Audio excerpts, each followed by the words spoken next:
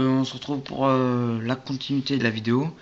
Donc je l'ai coupé parce que sinon ça allait durer assez longtemps. Donc je pense que je vais le faire en plusieurs fois.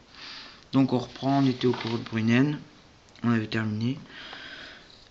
Et une règle supplémentaire, préscience des Eldar. Donc au début de la partie on jette un des 6. Et sur le résultat, on aura le nombre de points qu'affiche le résultat, le point de préscience. Donc ces points ils permettent de modifier le jet de l'adversaire ou son propre dé lors de la phase d'initiative. Bon, je peux vous laisser le lire. Là, j'ai pas très bien expliqué.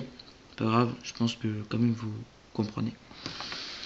Voilà, donc pour Elrond, c'est un personnage incontournable dans l'armée. Il est très puissant et il va vous permettre de bien renforcer vos rangs. Donc là, Elrond maître de Foncombe. Bon, il est pas très beau, il faudrait que je le repeigne. Ça fait longtemps que je l'ai pas peint. Je l'ai peint il y a longtemps, voilà, c'est pour ça.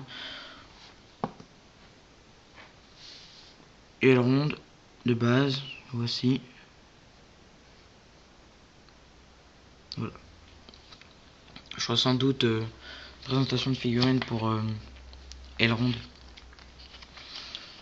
Voilà, donc pour Elrond, voilà ce que, en bref, ses règles. Je pense qu'il est quand même, oui, il va être assez utile dans la bataille. Et pour une dernière chose pour cette version là, quand même 35 points de plus, juste pour perdre 3 de défense et bénéficier d'un petit bonus sur ces règles. Je sais pas si ça le vaut beaucoup, mais bon, cette règle là est quand même assez efficace.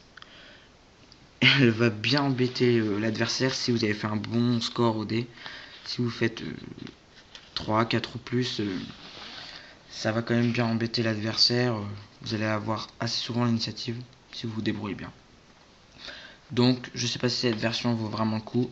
Je pense qu'elle rentre comme ça. Et déjà la figurine est quand même un peu plus belle. Et je pense que comme ça elle est plus simple. Elle va permettre de mieux résister au choc. Donc je pense que je vous conseillerais plutôt cette version là. Ensuite on continue. Gil-galad, le haut roi des elfes. Et aussi un personnage assez puissant.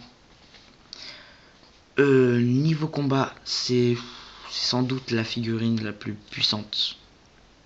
Du bien, ça c'est sûr. Du bien, oui. Il y a Aragorn quand même qui est très fort si on le met en direction de l'ouest. Mais je pense que quand même Gil-galad, niveau combat, est sans doute la plus puissante figurine. Du bien, c'est sûr.